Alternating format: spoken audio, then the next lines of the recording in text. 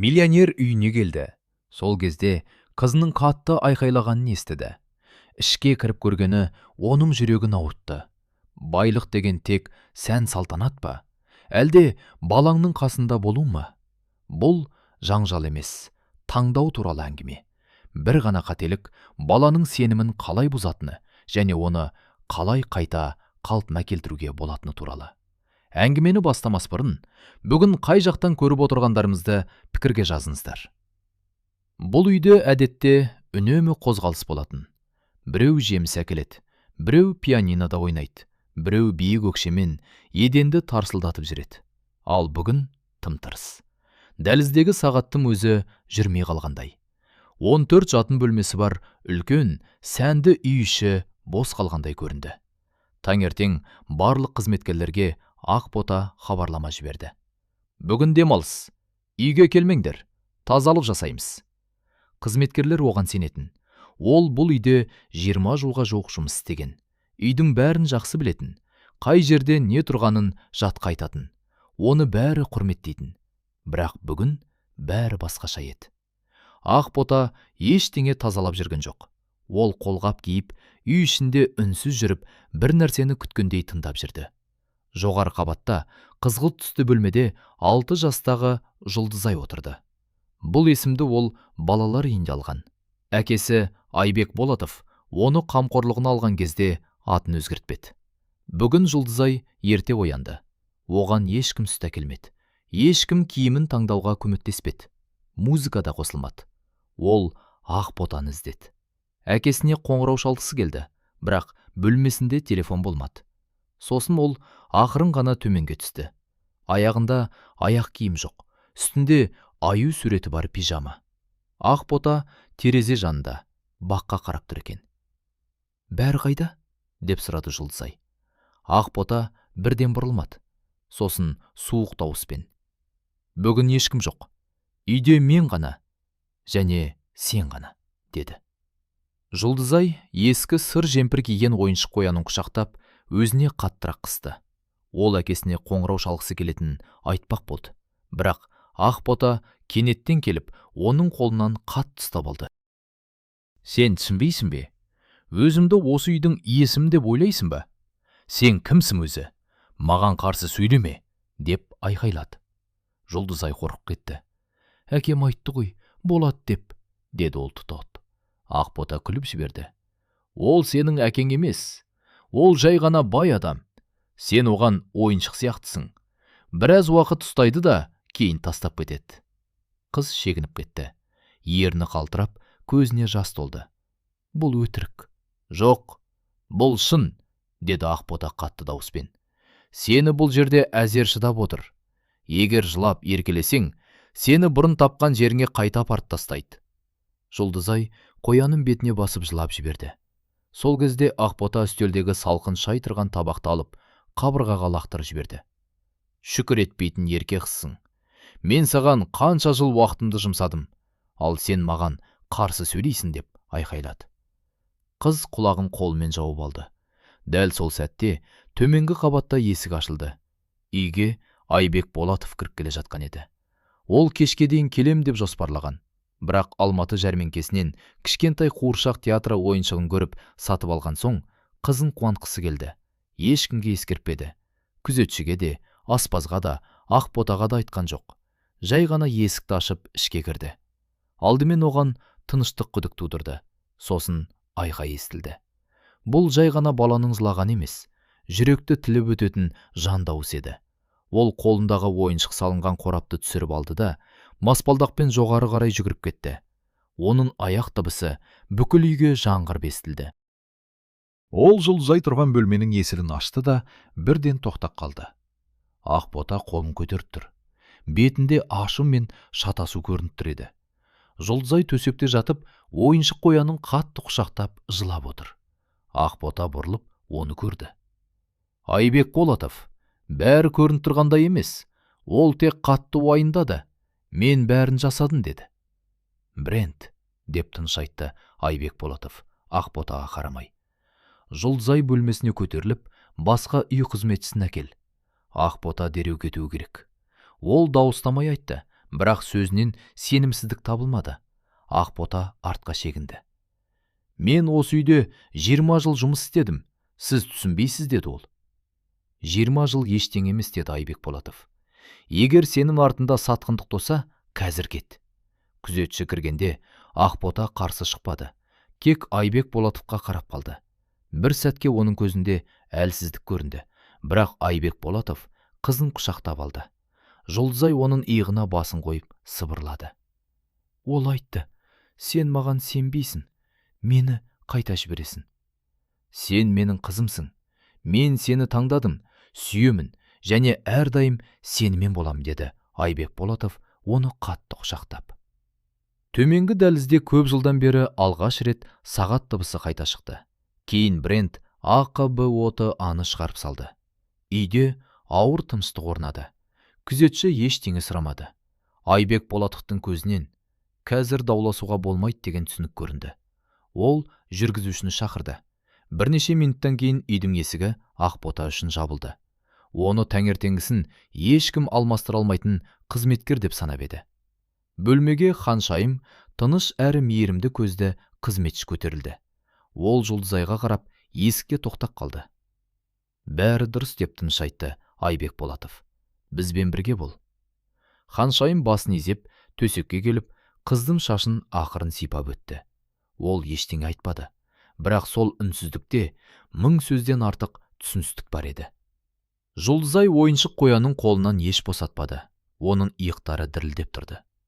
Мен саған сыйлық алып едім, деп кенет Айбек Болатов есіне алды. Алматыдан нағыз қуыршақ театр сатып алдым. Бірақ оны баспалдақтан түсіріп алдым. Ол сынған, деп қыз жылап жіберді. Маған маңыздысы сенің барлығың, деді ол. Жұлдызай көз жасына қарамастан оған қарап отырды. Бірақ сен айттың ғой, мен бөтенмін. Егер мен қате істесем, сен менімен бірге болғың келмейді, деді қыз. Айбек Болатов үндемеді. Ол оның жанына отырып қолын ұстады. Жұлдызай, мен сені неге таңдағанымды білесің бе, деді ол. Қыз басын шайқап қойды.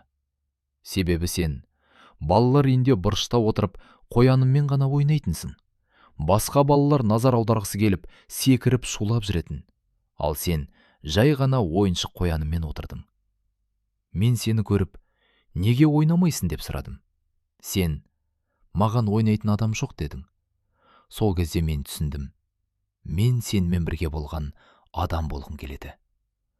Қыз тағы жылап жіберді. Бірақ бұл жолы көз жасында тыныштық пен жеңілдік болды. Мен қорқамын. Егер еркелесем, сен мені қалдырмассың, деді Жұлдызай. Мен әрдайым сенің қасында боламын, деді Айбек Болатов. Тіпті сен ерке болсаң да, көңілің дұрыс болмаса да, ашулансаң да, бұл маңызды емес. Ол тұрып, сынған қорапты алды. Қуыршақ театры зақымданғанымен толықтай қалпында еді, тек аздап сызылған. Ол оны төсектің жанына қойды. Міне, ертең кеште саған спектакль көрсетемін. Мен оларды қалай басқаруды үйренемін. Сен сенімді бол, бәрін жасаймын, деді ол. Қыз көз жасы арасынан күлімсіреп қойды. Қояныммен бірге, міндетті түрде, ол басты кейіпкер болады, деді Жұлдызай. Кешке Айбек Болатов өз кабинетінде отырды. Оның алдында барлық қызметкерлердің тізімі жатыр еді. Бақшыдан бастап, француз тілінің мұғаліміне дейін. Ол аттарды қызыл қарындашпен белгіледі. Бірақ жұмыстан шығару үшін емес, тек сұрақ қою үшін. Үйде менің қызым айқайлаған кезде, сендер қайда едіңдер? Столында телефон жатыр еді. Ол байланысқа басты. Мержан Тілеуов, мен сізбен бір қайырымдылық жобасында бірге жұмыс істедім. Сізге көмек керек болды. Маған сіздің қолдауыңыз керек, деді ол. Келесі таңертең үйде тыныштықпен аралас уайым сезілді. Айбек Болатов барлық қызметкерлерді қысқабаққа жинады. Ешкім не болғанын білмеді. Бірақ Ақботаның жоқтығы мен үй иесінің бет әлпеті көп нәрсені айтты. Ол дауыс көтерген жоқ. Үйде бала айқайлады. Ешкім келген жоқ. Ешкім қоңырау шалмады. Барлығы осылай болады дегендей әрекет етті. Ол бір сәт тынығып сөйледі. Бүгіннен бастап ереже біреу.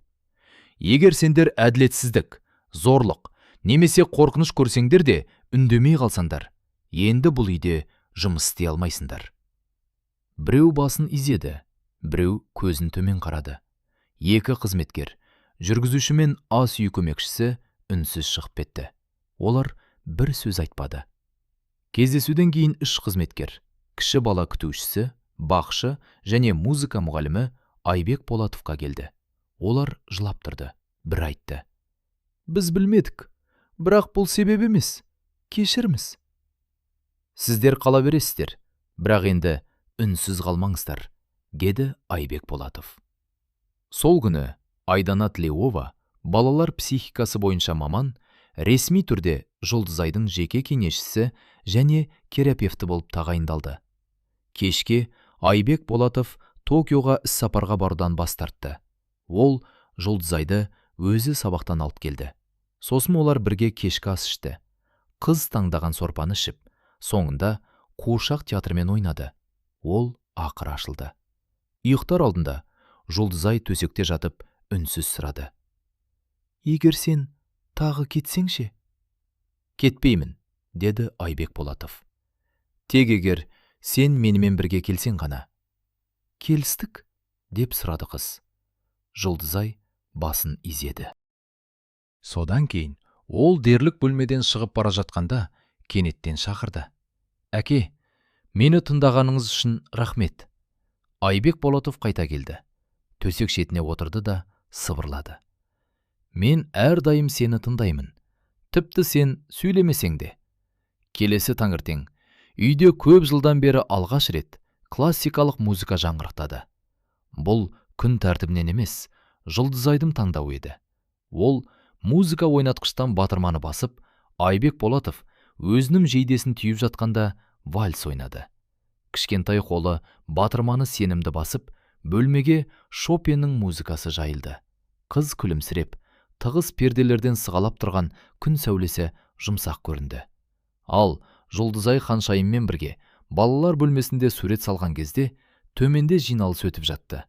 Онда тек қалғандар бар еді.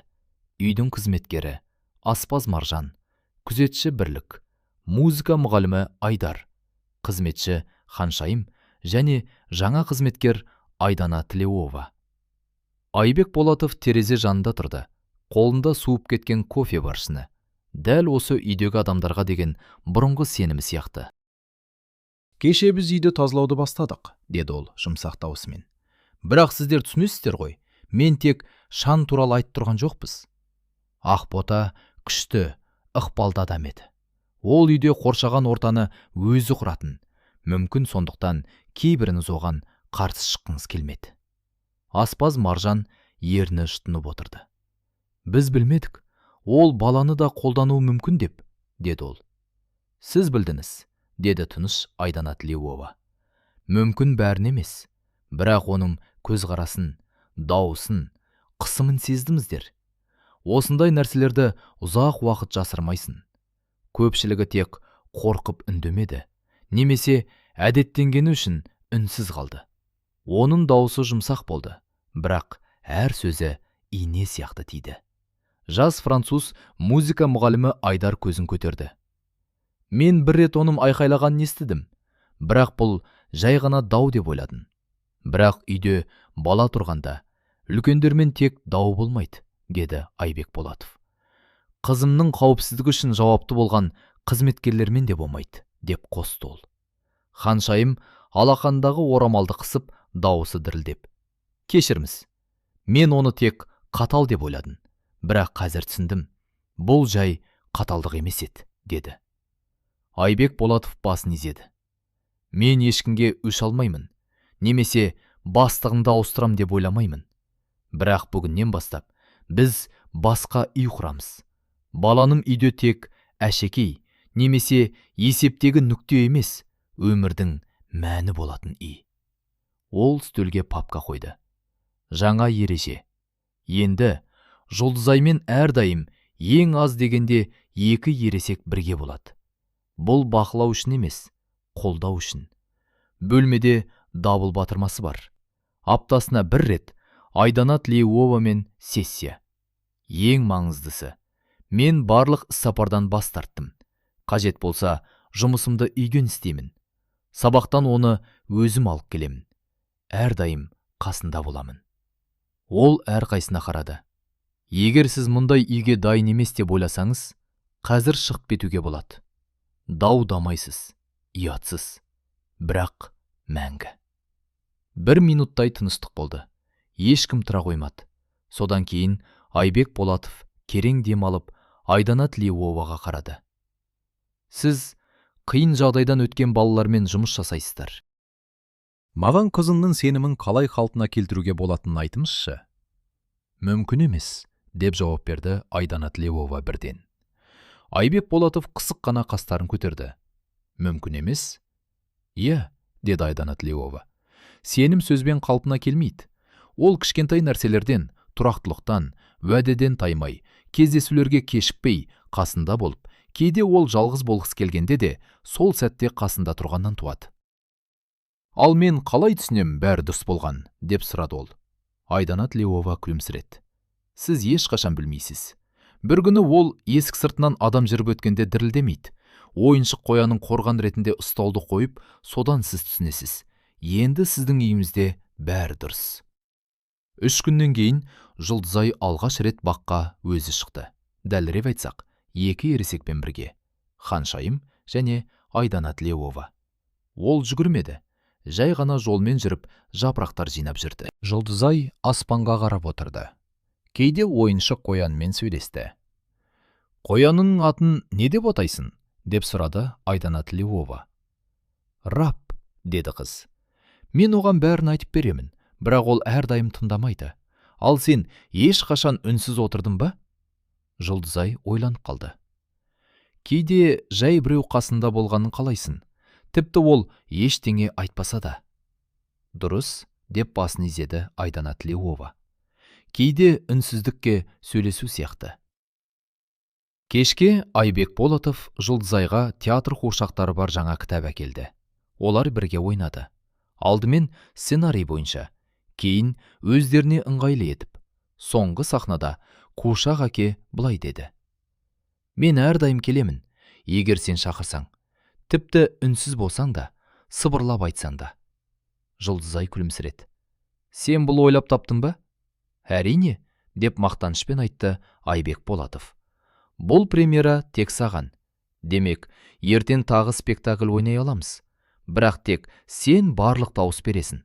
Тіпті жаман кейіпкерлерге де.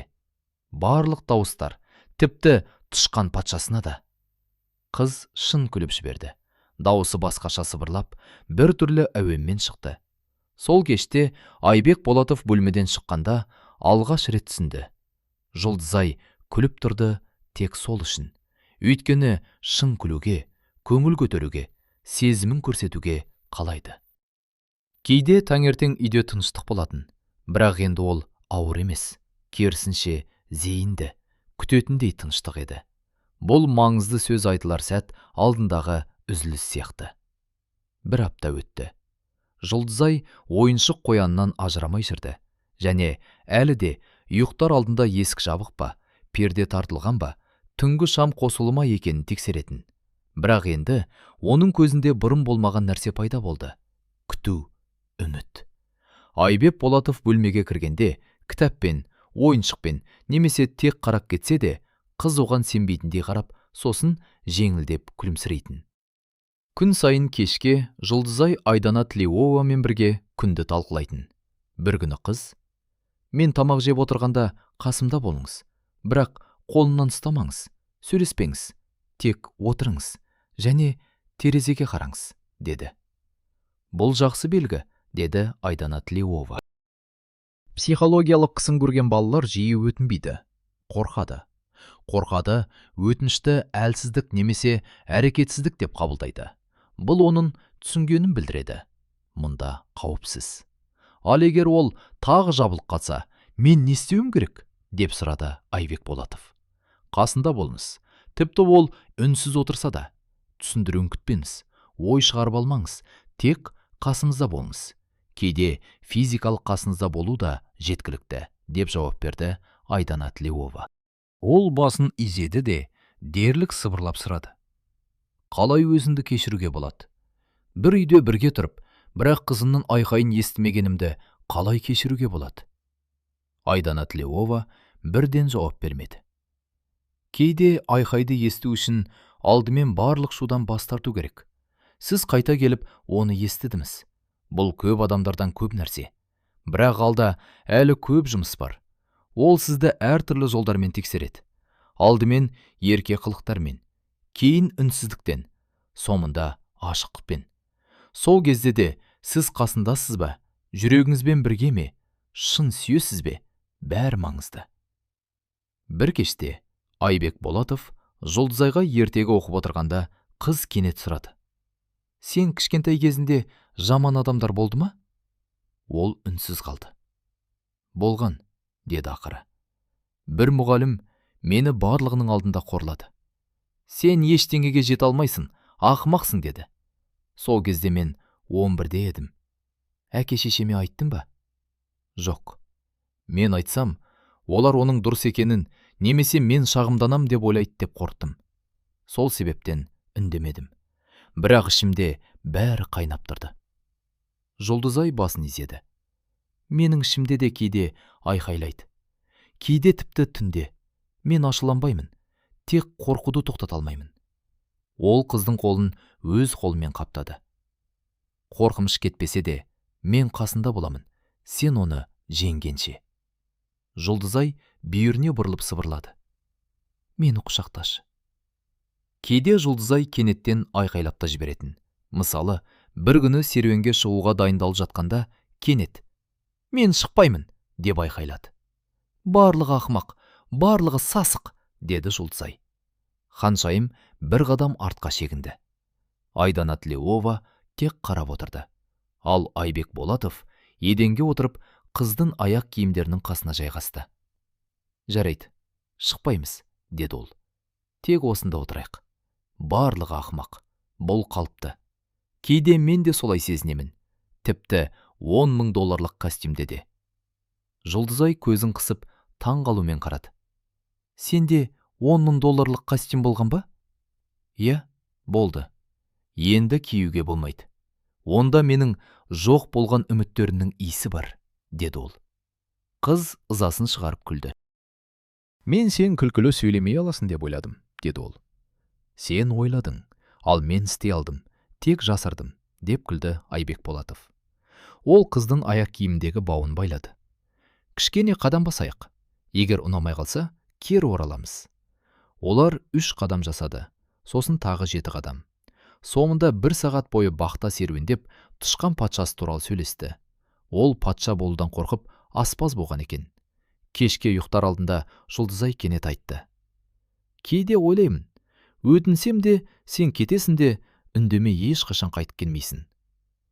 Айбек Болатов креслодан тұрып, төсекке отырып, қыздың қасына жайғасты. Бұл қалай? Неге? Бұрын менің айналамда ересектер бар еді. Олар алдымен күлімсіреп, кейін жоғалып кететін. Ешкім түсіндірмейтін. Күн басқа болып, олар жоқ болатын. Мен жоғалып кетпеймін. Тіпті шашасам да, тіпті ашулансам да, тіпті сен мені ренжітсең де, мен қасында боламын. Бұл шарт емес, уәде, деді ол. Қыз баяу басын изеді. Толық сенбесе де, қабылдағандай болды. Сосын, дәл қазір қызық сияқты. Ертең сен патша қуыршақ боласың, мен қаужыншы боламын, деді. Келісіп қойды. Кейін 2 күннен соң Айбек Болатов өз серіктестерінің бірінен хат алды. Әке, сен бізді тастап кетесің бе? Деп сұрады біреу. 3 апта болды, бірде-бір жиналыс жоқ. Бұл саған ұқсамайды. Айбек Болатов қысқа жазды. Мұрынғы мен сияқты көрінуім мүмкін, бірақ мен өзгеріп жатырмын. Еш өкінбеймін. Жұлдызай, әлі де түнде оянып қалатын. Кейде түстерден қорқып, кейде жай босқа оянып кететін.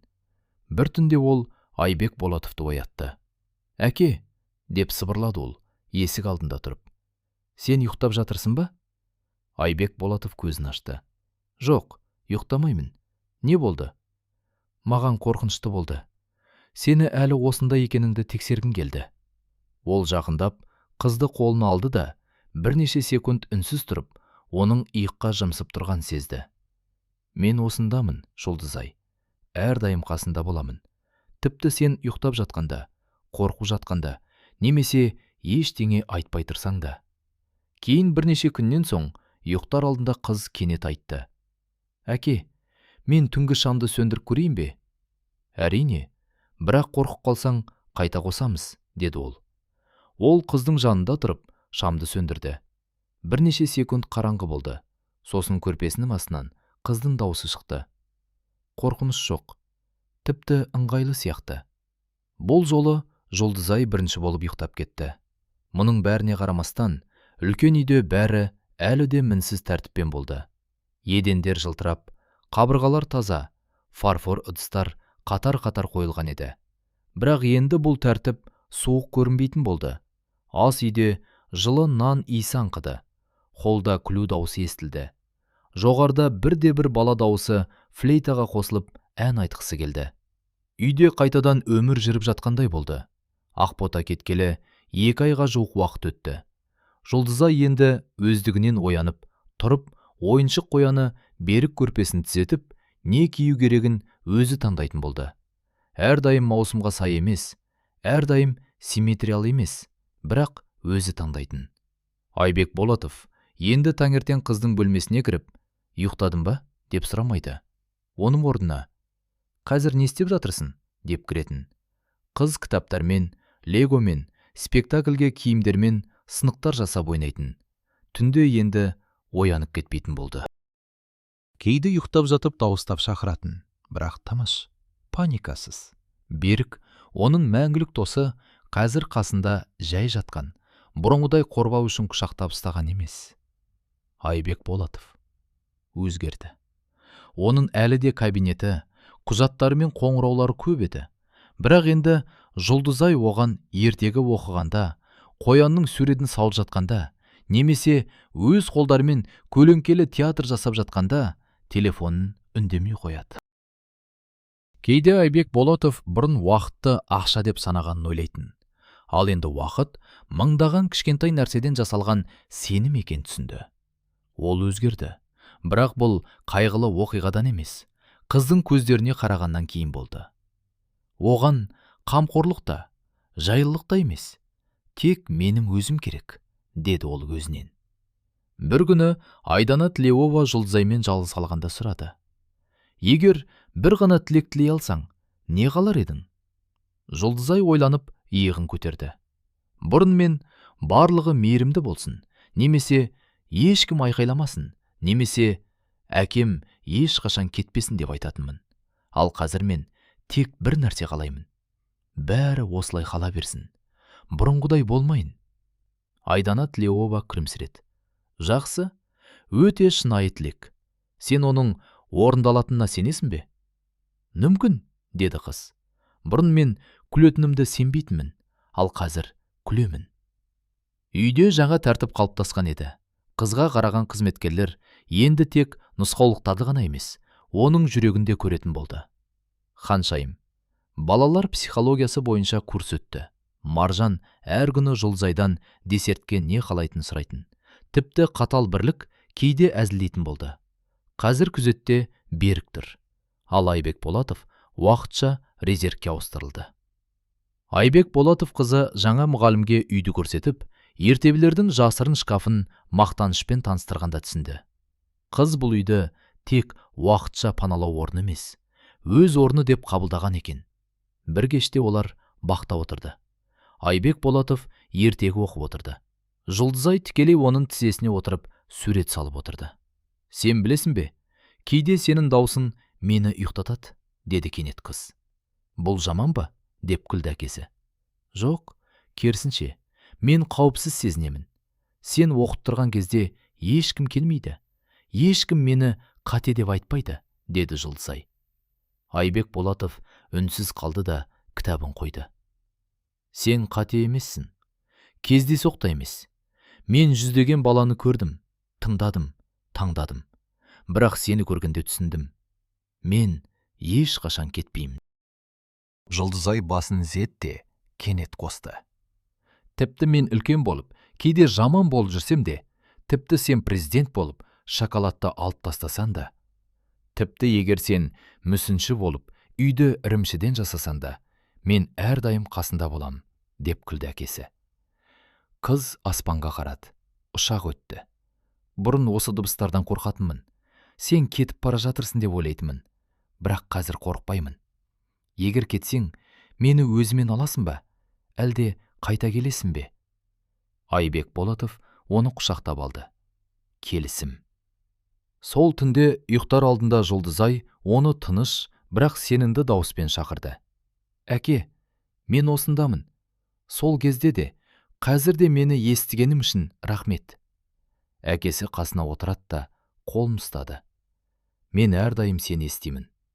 Тіпті сен ештеңе айтпай тұрсаң да. Қыз көзін жұмды. Себебі енді ол нағыз өз әкесін сезді. Бұл сұрақ емес, факт болды. Бірінші рет бала тек күтпей, жай өмір сүретін сәт еді. Құрметті көрермендер, бүгінше оқиға осымен аяқталды. Сонына дейін тыңдағандарыңызға рахмет. Каналға жазылып лайк басуды ұмытпаңыздар. Әрі қарай әлі де қызық оқиғалар сіздерді күтуде.